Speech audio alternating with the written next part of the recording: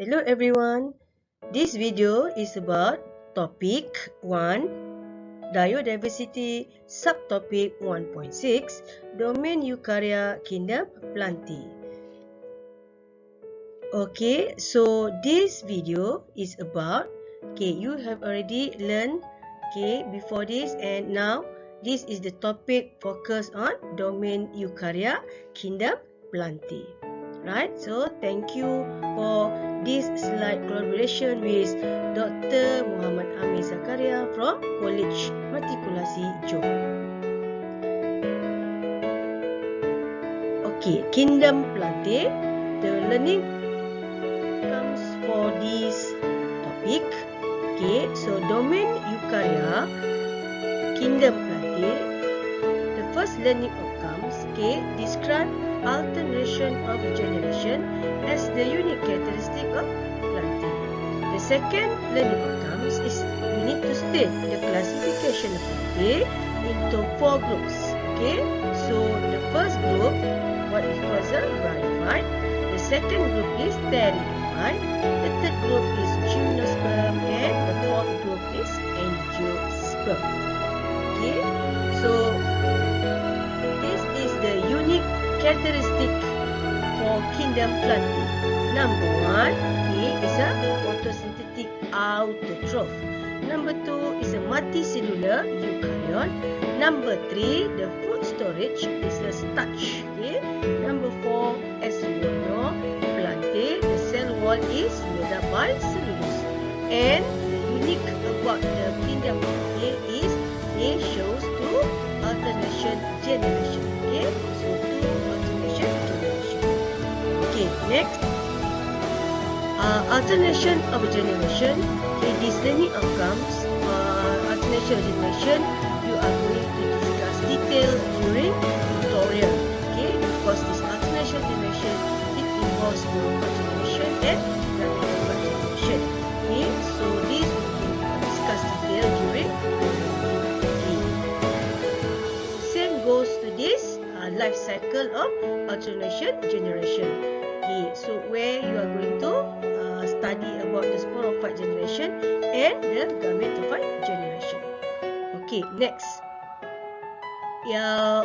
In terms of kingdom Plantae, so CLO1, we proceed to state the classification of Plantae into their respective 4 groups. What are the 4 groups? Like mentioned earlier, the first group is known as bryophyte. The second group, known as pteridophyte. The third group known as gymnosperm, and the fourth group known as angiosperm. Okay, so next. Right, so this is the relationship among the 4 groups. So the primitive group is bryophytes. So teacher would like you to focus on the first group. The primitive Plantae, the kingdom Plantae, is the bryophytes. And then followed the second group, more advanced compared to bryophyte, is the pteridophyte. And then the third level advanced is a gymnosperm, and the most advanced for kingdom Plantae is angiosperm. Right, so this 4 group, as you all can see, you have to focus on the concept of seed, having seed, and then having vascular plants, right, in order you to understand, and also the flowering plants. Okay, next. Describe the unique characteristic of bryophyte. So in this video, you are going to go through the three classification of bryophyte, in terms of 3 phyla. The bryophyte into 3 phyla. So the first phyla is the first phylum we known as Hepatophyta. Teacher repeat, phylum Hepatophyta, and the example given is Mercantia species.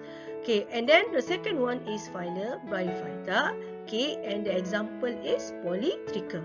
And the third phylum, what we call as Enterocerophyta, Entocerophyta, and the example given is Anthocerus. Okay, so these are all the three division or three phyla under classification of the first group. What she call is a bryophyte. Okay, next we need to also know the learning outcomes of the terrestrial adaptation of bryophytes. Okay. So these are the unique characteristics to describe bryophyte. Okay, it's the most primitive terrestrial plants. Okay, and where you can find this bryophyte,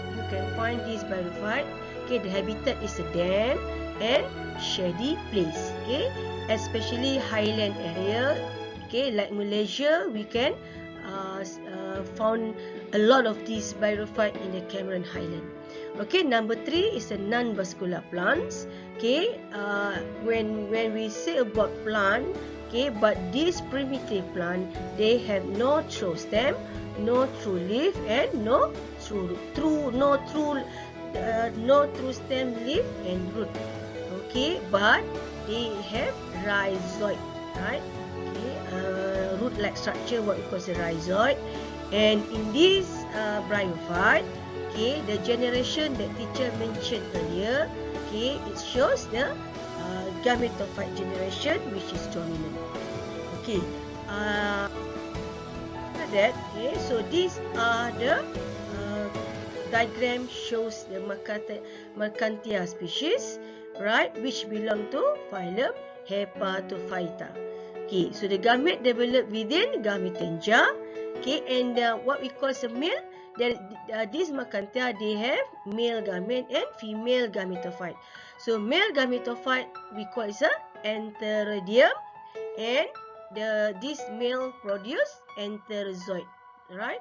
And the male sperm, the female gametangium, what we call is archegonium, it will produce oosphere. Alright, okay, and the second generation, which is known as a sporophyte, are smaller and shorter leaf and depending more on the gametophyte for the water and nutrients. Okay, so just now teacher already mentioned bryophyte, there are 3 phyla. So this is one the example, Mercantia. Okay, so Mercantia, as you all know, is a phylum Hepatophyta, and okay, the main part of this phyla, okay, the plant body we call it a thallus. Okay, the main plant body we call it a thallus, and this Mercantia, no vascular tissue because there's no true roots, no true stem, and no leaf, right?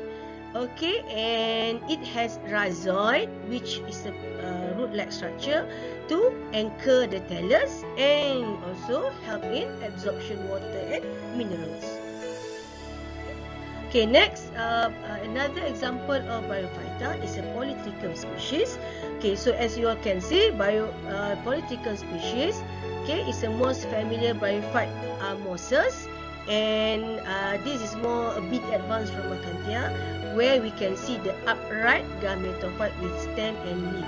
Okay, but still the vascular tissue, even though it exists, but it's a simple vascular tissue.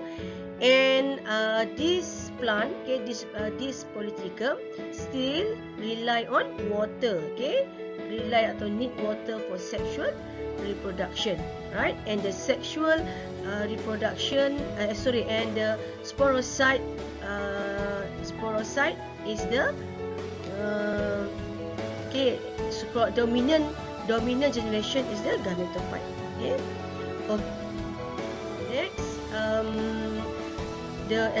another example for bryophyte, what we call onwards. Okay, the general term, the general name, but the scientific name is Anthoceros species.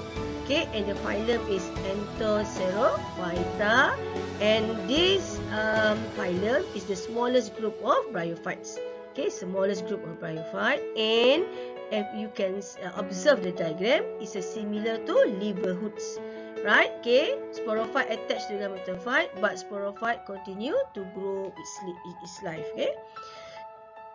Next, terrestrial adaptation of bryophyte. Okay, so this is more you are going to discuss detail in tutorial session.